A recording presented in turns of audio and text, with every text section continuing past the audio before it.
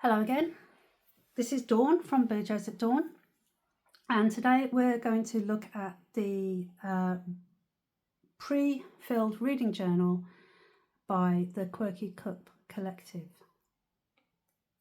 who are based in Australia. So my last reading journal, which is this one,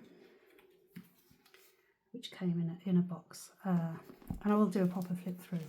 It was just a empty journal, and I decorated it myself. This time I saw this. I'd been following the Quirky Cup Collective on Instagram, I think, after seeing a few of their journals by that were reviewed by Erin, and I really liked the way they decorate the outside of their books. They really are really pretty with all the embossing and everything. So when I saw they were bringing out a reading journal in black, I couldn't resist. Just could not resist. So we're going to have a little look at it before I start filling it in. I have already got books, obviously, that I've read since the end of last year. But I wanted to film this before I start filling it in so you guys could see it nice and empty. So here we have the cover. Really lovely design with this embossing and gilding on the spine and the back. And the back says, "We lose ourselves in the books we read, but we find ourselves there too." Signed the Quirky Cup Collective. That's nice, isn't it? So gilded pages as well. Love this. So nice. Particularly today when the sun's out, so you can see the sun shining on the shiny pages. And then we're going to take a little look inside. So on the inside we have a nice muted cover sheet. Can't remember what this bit's called. Brain fog. And then a name page. There we go. You pop your name down there, which I will. And then we have the contents list. So it's listing the pre-filled pages, and then a big space for reviews, and then some more pre-filled pages, and then more blank spaces for you to use as you wish. There's a little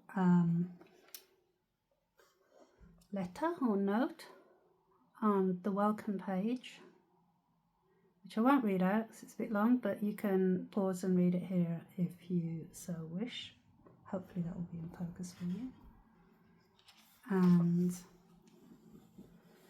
give it a light.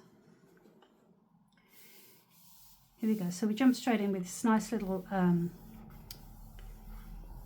decorative collection that you can colour in. And we go straight on to the bookshelf.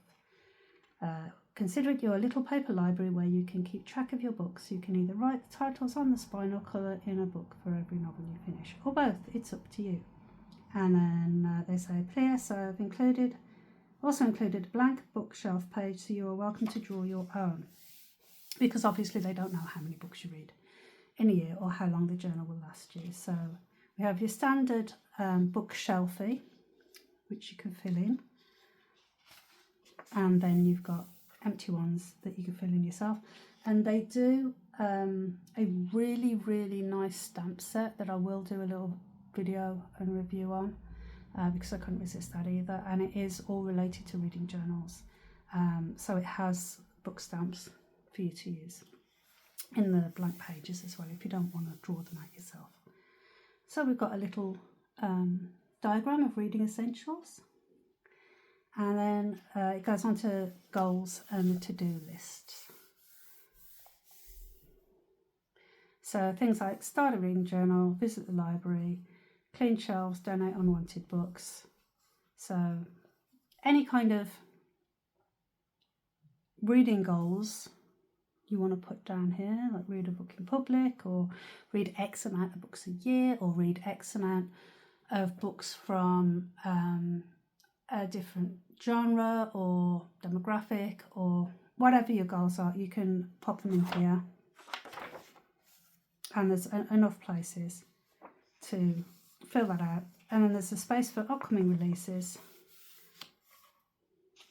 and gives you a space for series, release date, and then if you've ordered it, yes or no. And then we get on to the reading trackers with another little nice little drawings of book spines. So they've left this quite open. They have put months across the top, and then there are date spaces, but you could use this however you wanted. You could use it to track whether, you know, if you're reading every day, or how many times a week, or if, you know, what format you're reading, if you're reading audiobooks or listening to audiobooks or reading ebooks or physical books. They've left it pretty blank, so you can kind of cater it to how you want to. There's a space for reading challenges, and again you can place all your challenges in here. There's plenty of room. And the TBR, to be read section, which every journal needs, because we all have them, don't we? They seem to get longer and longer. And again, this is in list form. You could also use the shelfie as a TBR, which I've done previously, but there's plenty of spaces here.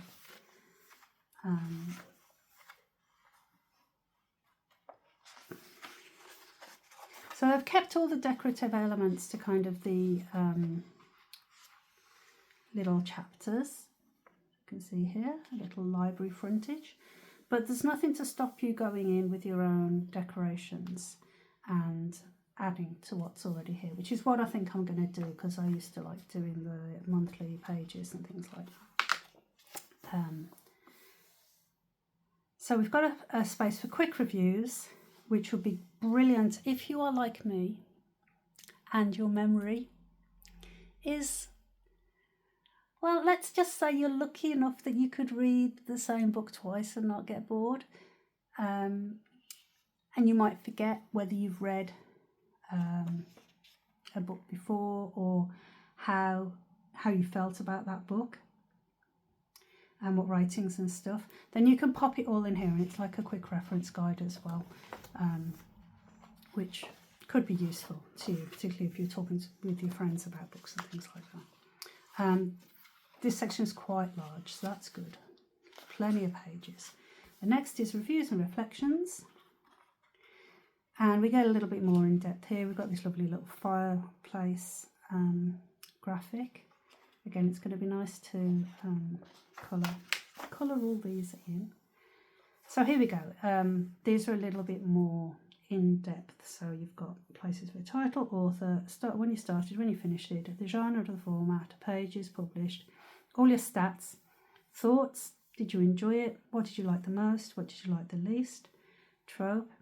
Favourite characters, ratings, page references, notable scenes, and then a blank space to fill in, you know, whatever you like. Now, this is really good if sometimes you might get to the end of a book or do a reading journal spread on it and get to the part, you do all the decorating and that's lovely, and then you get to the part where you're talking about the book, or you want to start writing about the book and you're like, you don't quite know what to put, or you go a bit blank.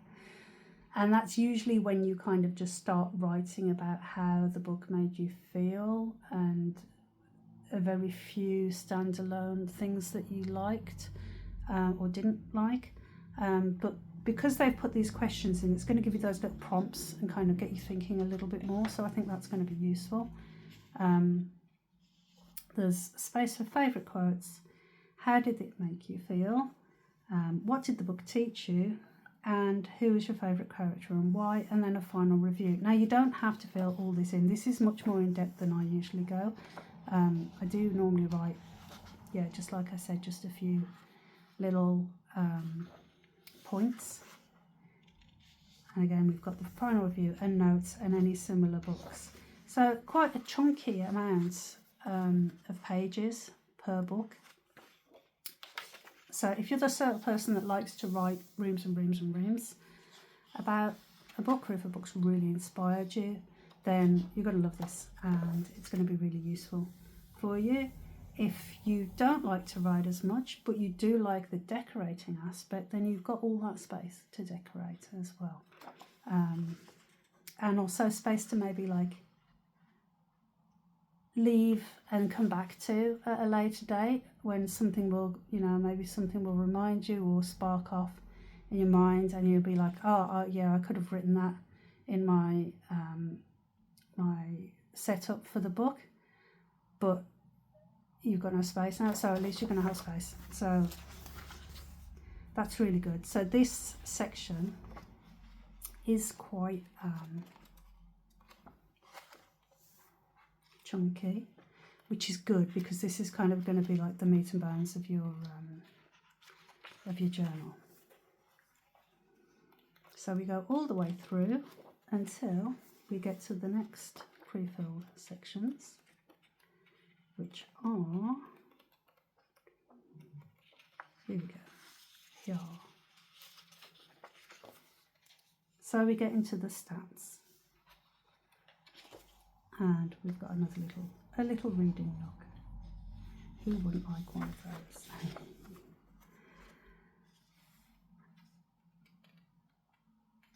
So you can fill in overall, books read, pages read, days read. You can use the stats from earlier, the genres, most read author.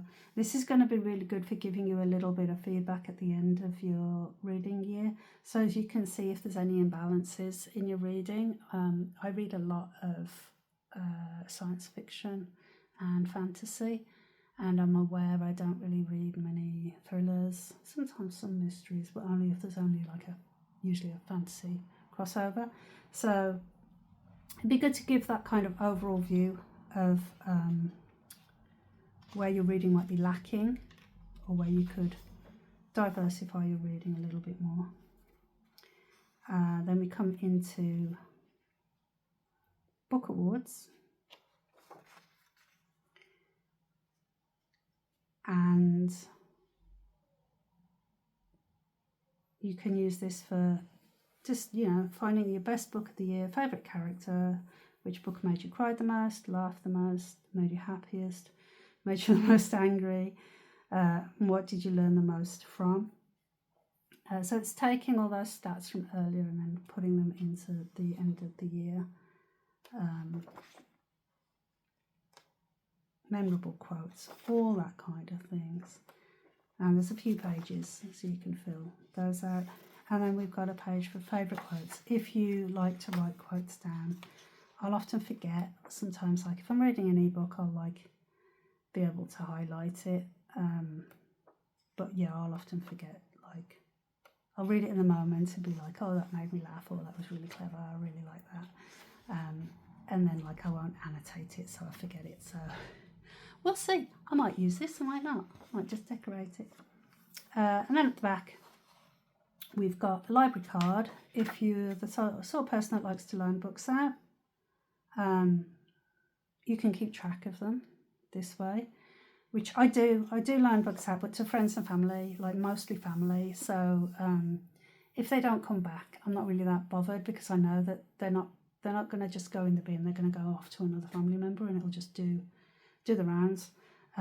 But if you are borrowing your books out and you want to keep track of them, this could work really well for you. You could also use it if you are a library user and you want to keep track of the books that you have loaned from the library, when you took them out and when you returned them. So this could also be a little bit more, you know, multifunctional.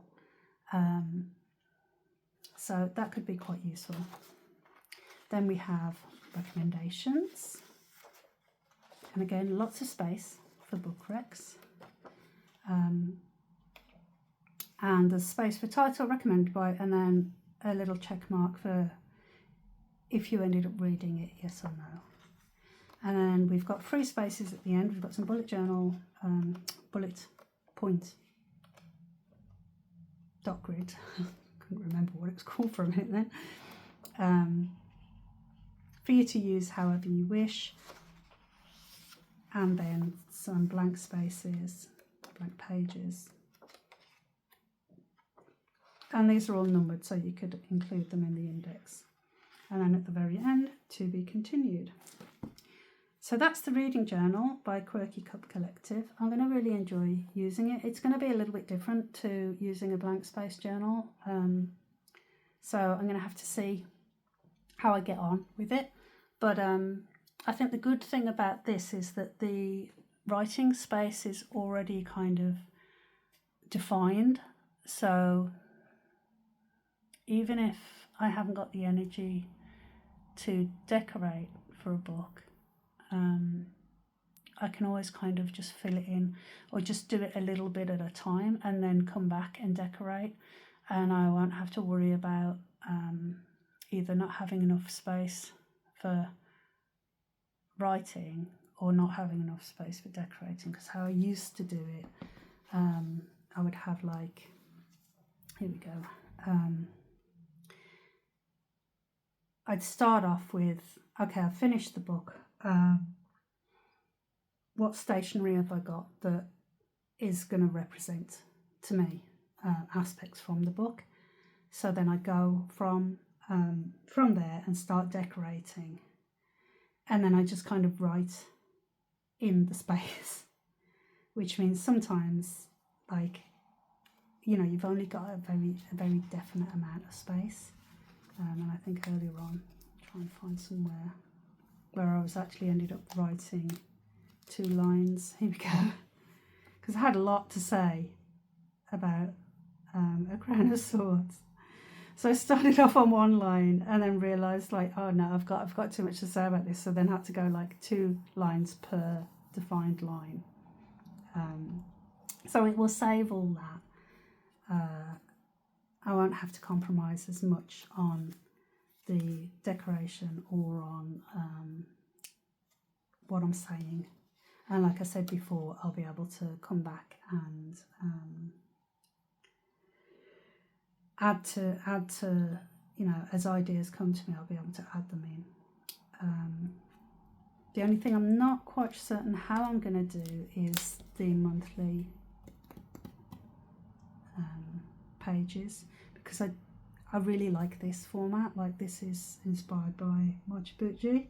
I love how she does her reading journals, and I would like to keep this.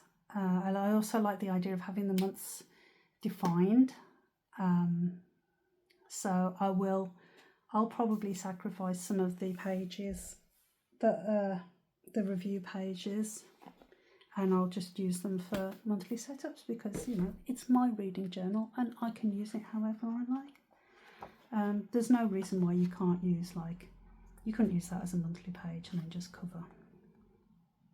Easy peasy, you could do it. So it'll work out quite well. So I have this reducer, and I'm not sponsored by Quirky Cup Collective. If they would like to sponsor me, that would be amazing. But I bought this just because I really enjoyed it. I liked the look of it, and I know I will enjoy using it. I hope you all are having productive and happy times with your reading and your reading journals. And I will see you next time. Thank you. Bye.